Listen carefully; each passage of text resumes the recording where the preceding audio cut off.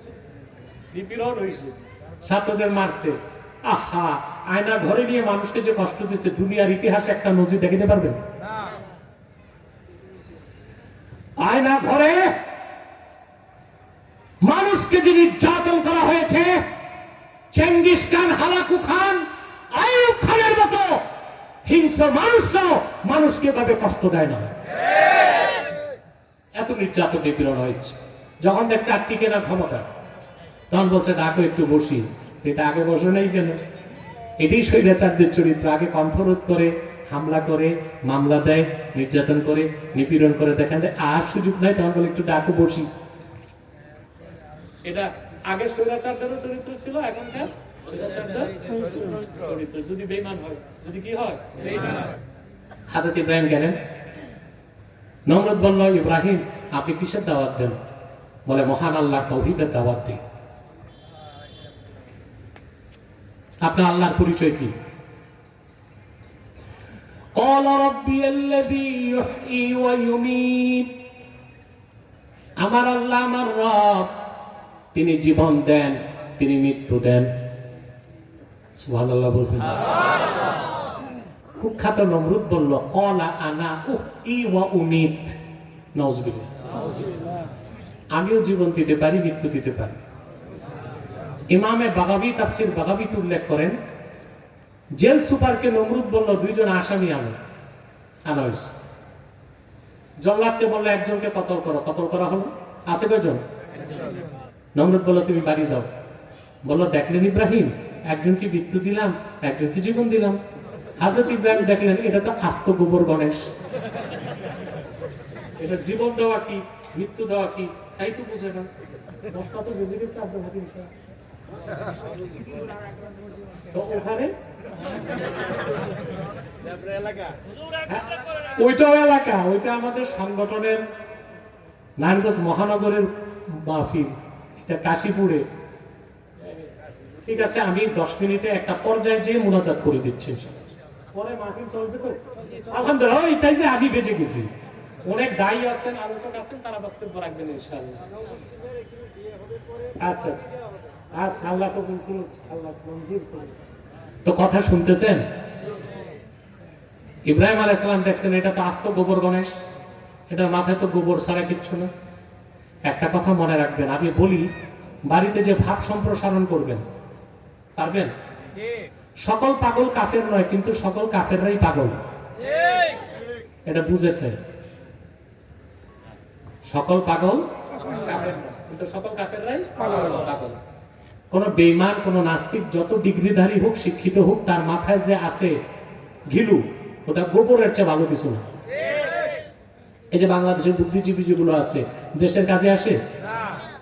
এরা দলবাজি করে, যখন যে সরকার আসে তার পক্ষে টকশোতে বক্তব্য দেয়। বুদ্ধিজীবীদের কোনো চরিত্র নাই, বুদ্ধি বেছে বেছে খায়। আমি বলছিলাম সরকারকে, বুদ্ধিজীবীদের মাথায় তো টাক চুল নাই, এগুলোতে আপনারা ঘাস চাষ করুন, অন্তত গবাদি পশুগুলো খাইয়া বাঁচবে।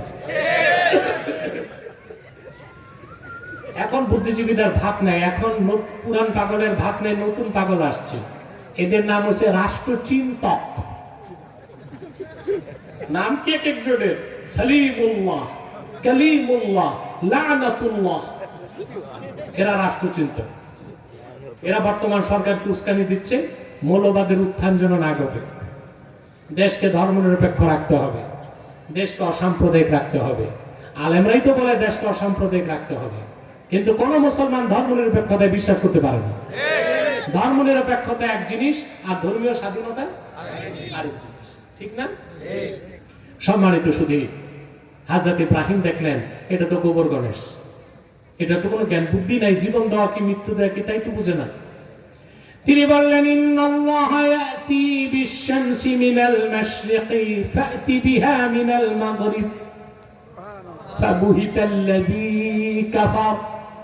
রে নমরুদ শুনে রাখ, আমার আল্লাহ প্রতিদিন পূর্ব দিগন্ত থেকে সূর্য উঠান, পশ্চিম দিকে ডুবান। আমার আল্লাহর পশ্চিম দিকে ডুবানো সূর্যটা তুই পশ্চিম দিক থেকে তুলে আনতো দেখি। আল্লাহ বলেন, ফাবুহিতাল্লাযী কাফার, যে কুফর করলো সে হতভম্ব হয়ে গেছে। হযরত ইব্রাহিম বিতর্ক করছেন কিনা? হযরত হযরত ইব্রাহিম বিতর্ক করেছেন জিদালুন ফি তাকরিরিল হক, হকের পক্ষে। আর নমরুদ বিতর্ক করেছে জিদালুন ফি তাকরিরিল বাতিল, শয়তানের পক্ষে। শয়তান আর নমরুদ পরাজিত হয়েছে, হযরত ইব্রাহিম বিতর্কে বিজয়ী হয়েছে। বিতর্ক আছে না? আছে। কয় প্রকার বিতর্ক? সত্যের পক্ষে বিতর্ক কি ফরজ, মিথ্যার পক্ষে বিতর্ক। মুসা আলাইহিস সালাম আল্লাহ তাকে পাঠিয়েছেন ফেরাউনের কাছে। ফেরাউন ছিল 9.5 লক্ষ বর্গ মাইল স্টেটের রাজা, সম্রাট। নিয়মিত সৈন্য ছিল তার ঘোড়সওয়ার 80,000। বুঝলেন? মুসা নবী গেছেন তার ভাই হারুনকে নিয়ে। আল্লাহর দাওয়াত, তাওহীদের দাওয়াত দেওয়ার পরে কুখ্যাত ফেরাউন বলল, ফামান রাব্বুকুমা ইয়া মুসা, তোমাদের দুজনের রব আবার কে?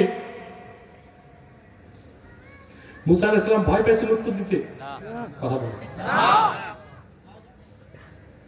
তিনি দলিল দিলেন আল্লাহর রুবুবিয়তের পক্ষে। বলেন, ফেরাউন তুমি মিথ্যাবাদী, আমার আল্লাহ তো তিনি রব্বুকুম ওয়া রব্বু আবাইকুমুল আউয়ালিন। ফেরাউন, তোমার আমার সবার যিনি রব তিনি একমাত্র আল্লাহ তাআলা। বলো রবের পরিচয় দাও। বিতর্ক হয়েছিল, কথা বলেন হয়েছিল।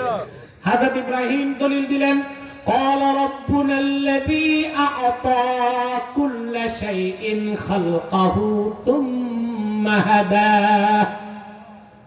আমাদের রব হচ্ছেন তিনি, যিনি আল্লাহ রাব্বুল আলামিন প্রতিটা সৃষ্টিকে যিনি ভিন্ন ভিন্ন আকৃতি দেন এবং বেঁচে থাকার জন্য জীবিকা কিভাবে নির্বাহ করবে পথ দেখায় দেন।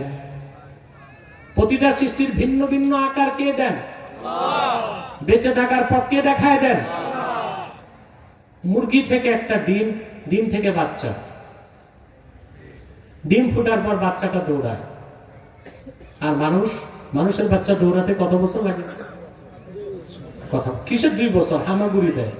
দৌড়াতে তো 3-3.5 বছর লাগে। আর মুরগির বাচ্চা বের হয়ে, কারণ মানুষকে আল্লাহ জ্ঞান বুদ্ধি দিছে, বাচ্চা কেমনে পালবে। মুরগির তো জ্ঞান বুদ্ধি নাই, ওর বাচ্চা তো মরে যাবে। আল্লাহ ডিমের ভিতরেই ওরে শিক্ষা দিয়ে দিচ্ছেন বের হয়ে কেমনে দৌড়াবে। চিল আসে ছো মারতে, সে দৌড়ায় তার মায়ের পাখার নিচে জায়গা নেয়, কে শিখাই দিচ্ছেন? হাঁসের ডিম থেকে বাচ্চা বের হয়ে প্রথম দিনই সাঁতার কাটে। মানুষের বাচ্চা 6 বছরের আগে সাঁতার কাটতে পারে না, কে শিখাই দিচ্ছেন? দেখেন বাংলাদেশে এখন শীত, কথা বলেন। আপনারা ঘুমাচ্ছেন? কে কে ঘুমান? একটু হাত উঠান তো দেখি দেখি দেখি দেখি। না, সব জ্ঞান বুদ্ধি আছে। তাহলে বোঝা যায় ওই যে হুজুগে বাঙালি কথাটা আর চলবে না। তবে কিছু ক্ষেত্রে না বুঝে বাঙালি, আমরা এখানে সব বুঝবান আলহামদুলিল্লাহ।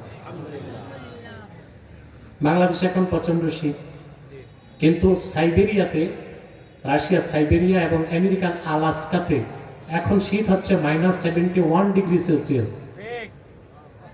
কত ঠান্ডা আপনি অনুমান করতে পারছেন? জি না।